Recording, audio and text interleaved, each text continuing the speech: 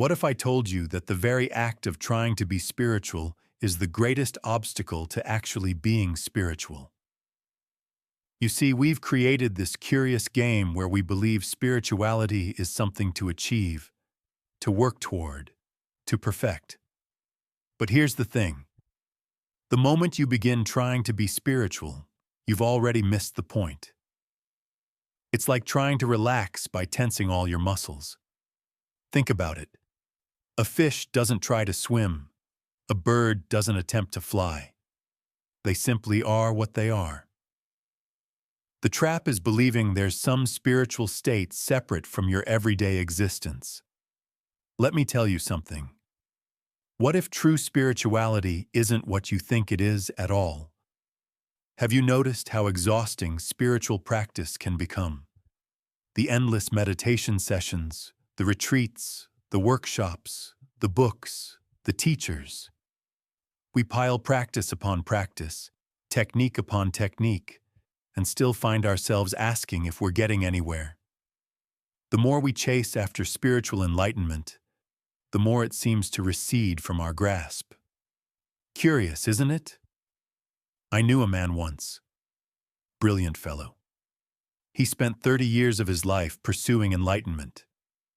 First it was Zen meditation, then Vipassana, then he discovered yoga, followed by Advaita Vedanta, then shamanic journeying. He collected initiations like some collect stamps, mantras, mudras, koans, breathwork. He lived in ashrams, traveled to India 7 times, spent thousands on workshops and retreats. And you know what he told me after those 30 years? He said, "I feel further from enlightenment now than when I started. I feel fragmented, exhausted, and somehow less whole than before I began this journey." You see, this is the great cosmic joke of spirituality. The very effort to become spiritual creates the precise condition that makes spirituality impossible. When you try to become spiritual, you are reinforcing the illusion that you are not already what you seek. The effort itself creates the gap. Look at water flowing down a mountain stream.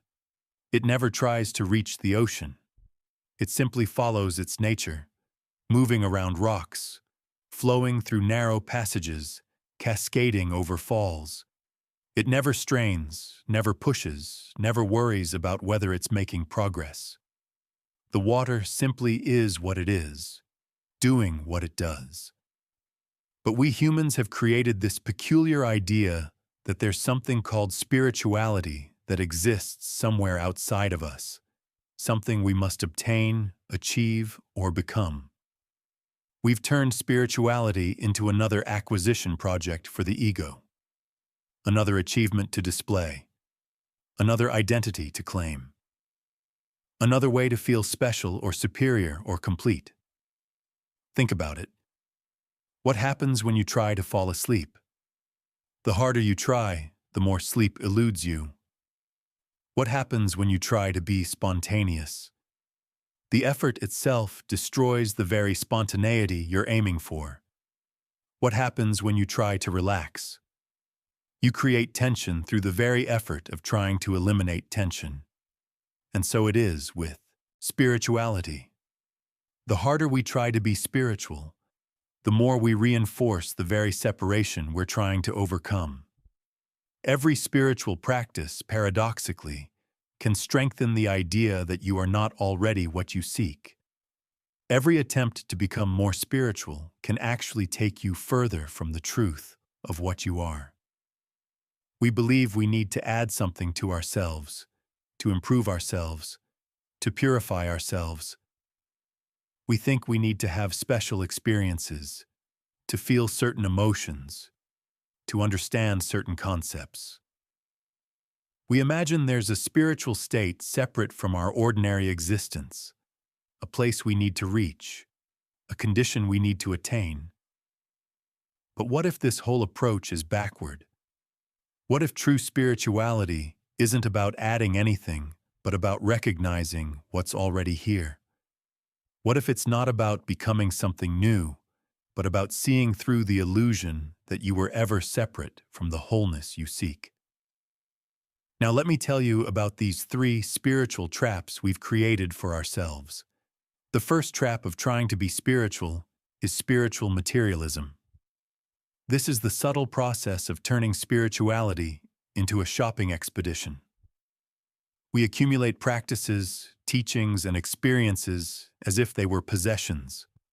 We collect meditation techniques, attend workshops, buy crystals, download guided visualizations, and stack books on our nightstand. We treat enlightenment like a product we can acquire if only we find the right combination of ingredients. You see, the spiritual marketplace is vast and seductive. There's always another retreat promising deeper awakening, another teacher claiming a more direct path, another ancient technique recently rediscovered. And we go from one to the next, sampling, tasting, accumulating. How many meditation cushions do you own? How many spiritual books line your shelves? How many healing modalities have you tried? And has any of it brought you what you're truly seeking?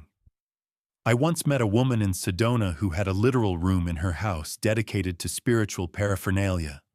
Tibetan singing bowls, mala beads from 7 traditions, crystals categorized by chakra, symbols from every major religion, shelves of books, certificates from dozens of trainings. She practiced a different meditation technique each day of the week. And yet, when we spoke, there was a frantic quality to her search, a desperate hunger that all these spiritual possessions couldn't satisfy. But here's the thing about spiritual materialism. The very act of accumulating spiritual experiences reinforces the idea that spirituality is something external to you, something you need to acquire, rather than something you already are. The more spiritual stuff you collect, the further you drift from the simple truth that was always there from the beginning. It's like buying more and more maps while never actually taking the journey. The second trap of trying to be spiritual is the spiritual ego. This is what happens when we begin to identify with being spiritual. We start to think of ourselves as spiritual people, perhaps more evolved, more aware, more conscious than those regular folks living their mundane lives. We develop a spiritual identity and then defend it fiercely. Think about it. Have you ever felt quietly superior because you meditate while others watch television? Have you ever judged someone for eating meat while you virtuously consume your organic vegan meal? Have you ever used spiritual concepts to avoid facing uncomfortable emotions or situations? The spiritual ego is particularly insidious because it disguises itself as growth. A man I knew spent years in a spiritual community where he gained status through his apparent humility. He would speak softly about surrendering to the divine will, about the death of his ego. Yet if anyone challenged him or suggested he might still have ego attachments, he would become defensive and cite his years of practice as evidence of his advancement. His very pride in his egolessness became his new ego. But here's the paradox of the spiritual ego. The more identified you become with being spiritual, the more you strengthen the very sense of separate self that true spirituality would dissolve. Your spirituality becomes another costume for the ego to wear, another identity to cling to, another way to feel special and separate. The spiritual ego may be dressed in white clothes and speak of oneness, but it still operates through division and comparison. The third trap of trying to be spiritual is the separation of life into spiritual and mundane. We create artificial boundaries, believing that spirituality happens on the meditation cushion, but not in the kitchen. During the retreat, but not during the commute. In the temple, but not in the office. We compartmentalize our existence, waiting for spiritual moments while dismissing much of our life as ordinary. You see this in people who can maintain perfect equanimity during meditation, but explode with anger in traffic. Or those who speak of compassion for all beings, but treat service workers poorly. Or those who seek profound experiences on ayahuasca while avoiding the profound depths available in a conversation with their parent. I knew a spiritual teacher who would spend hours in meditation and give beautiful talks about presence. Yet his assistant shared that he would become irritable and impatient with mundane tasks, snapping at people who interrupted his schedule, treating practical details as beneath him. His spirituality existed in a bubble, separated from the flow of ordinary life. But here's the thing about separating spiritual from ordinary. This division itself becomes the greatest barrier to genuine spirituality. When we slice life into sacred and profane, we miss the essential teaching that all of existence is the expression of the same reality. The mundane is the spiritual. The ordinary is the extraordinary. The sacred is not elsewhere. So if these are the traps, what lies beyond them? What if we've been approaching spirituality entirely backward? Think about it. What if there's nothing to achieve because you're already what you're seeking?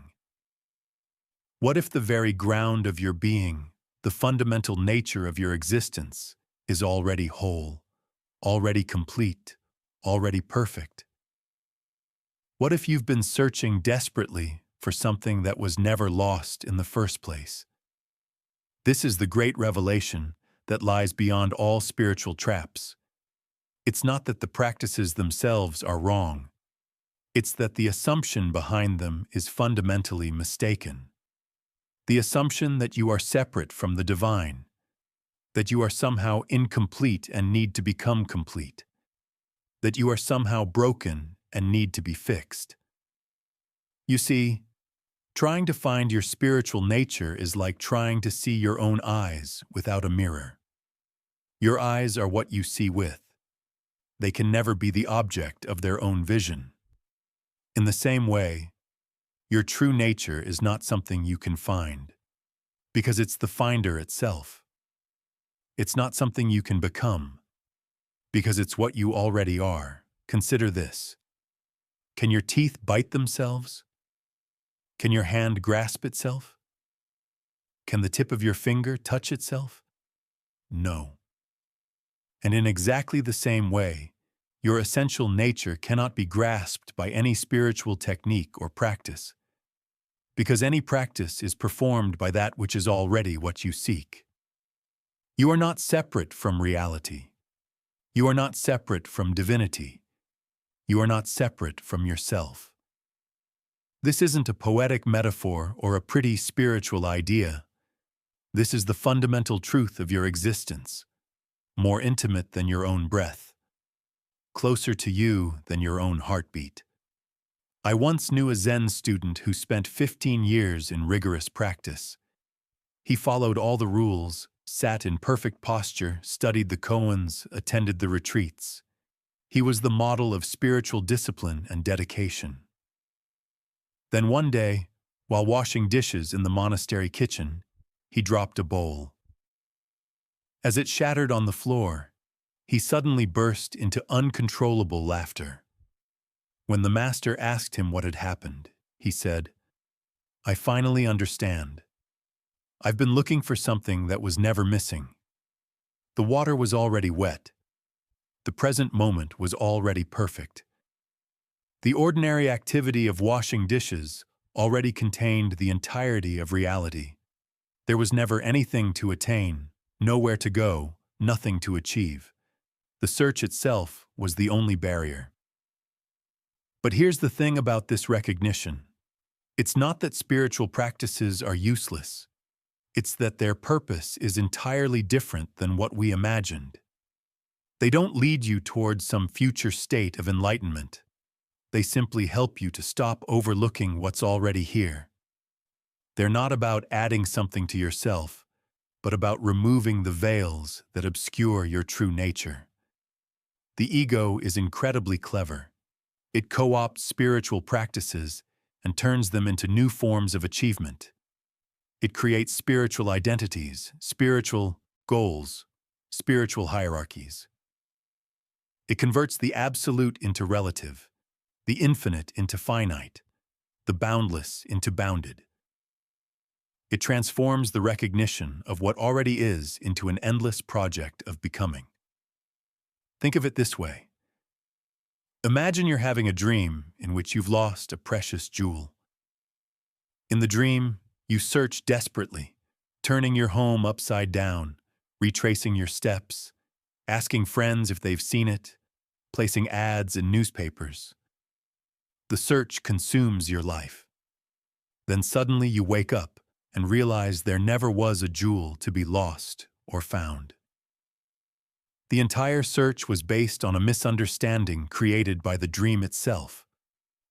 Spiritual awakening is like that. It's not finding what you've been searching for. It's recognizing that the search itself was based on a misunderstanding. It's waking up from the dream of separation. The mind struggles with this because it can only understand objects and processes. It wants spirituality to be a journey from A to B, a process of becoming, a trajectory of improvement. But true spirituality isn't going anywhere. It's the recognition that you're already there, that you've always been there, that there is nowhere to go because all places are here. You are the space in which all experiences arise, not any particular experience. You are the knowing of thoughts, not the thoughts themselves. You are the awareness within which all perceptions appear, not any specific perception. This isn't something you need to achieve or become. It's what you already are. When this recognition dawns, the whole spiritual enterprise turns inside out. Practices may continue, but they're no longer attempts to get somewhere. They're expressions of what already is. Meditation isn't to become peaceful. It's the expression of the peace that's already your nature. Compassion isn't a virtue to develop. It's the natural outflow of recognizing that others are not separate from yourself. Now, if spirituality isn't what we thought it was, what does that mean for how we live? You see, when I said the trap of trying to be spiritual is the greatest obstacle, here's what I really meant. It's not that the impulse towards spirituality is wrong. The longing for depth, for meaning, for connection to something larger than yourself. These are natural expressions of your humanity. The trap isn't in the longing itself, but in how we typically respond to it. We turn it into a project of self-improvement rather than a recognition of what we already are. True spirituality isn't about transcending your humanity. It's about fully embracing it, fully inhabiting it, fully embodying it. It's not about becoming something other than what you are. It's about discovering the depth and wonder of what you already are. Remember the fish and the bird? The fish doesn't try to be a better fish. It doesn't attend fish improvement seminars or read books on advanced swimming techniques. It simply swims, naturally expressing its fish nature. The bird doesn't strive to perfect its flying. It simply flies, a spontaneous expression of what it is. What if your spirituality is exactly like that? Not a striving towards some imagined perfection, but the natural expression of your true nature. In practical terms, this means we can release the burden of trying to become spiritual. We can stop measuring ourselves against some imagined standard of enlightenment. We can abandon the endless self-improvement project and discover what's already whole and complete. This doesn't mean we abandon all spiritual practices, but it does mean we engage with them differently. We no longer practice meditation to become peaceful in the future. We practice as an expression of the peace that's already our nature. We no longer perform acts of kindness to accumulate spiritual merit. We express kindness as the natural overflow of recognizing our connection with others. We can bring this understanding into every aspect of our daily lives. When washing dishes, just wash dishes, not as a spiritual practice, but as the simple activity it is, containing the fullness of reality. When talking with a friend, just be fully present, not to be spiritually advanced, but because that presence is your natural state when not obscured by seeking.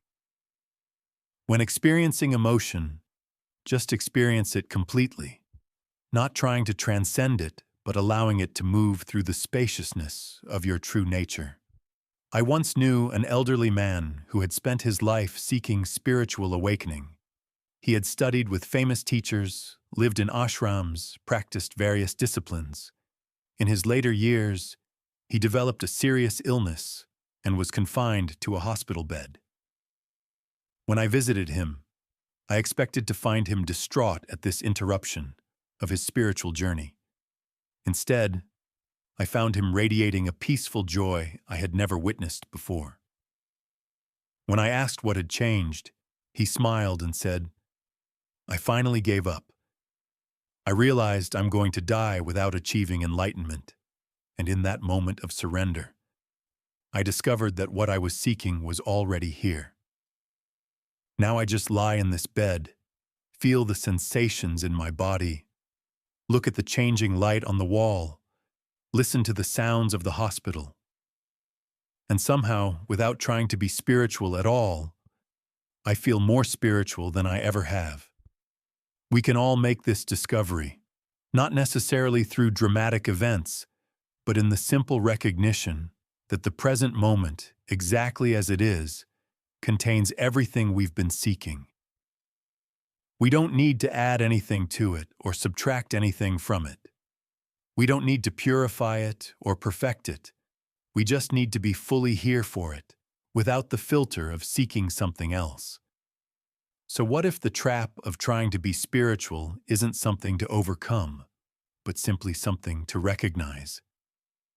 Perhaps in that recognition itself, we find what we've been seeking all along.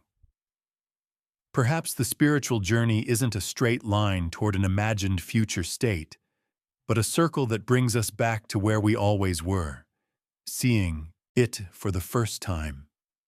The mystery of life isn't something to solve, but something to live.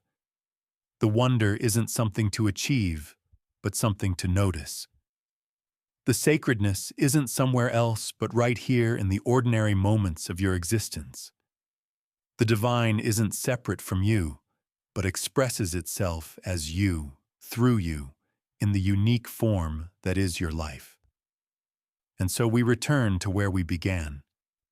The trap of trying to be spiritual is the greatest obstacle to being spiritual.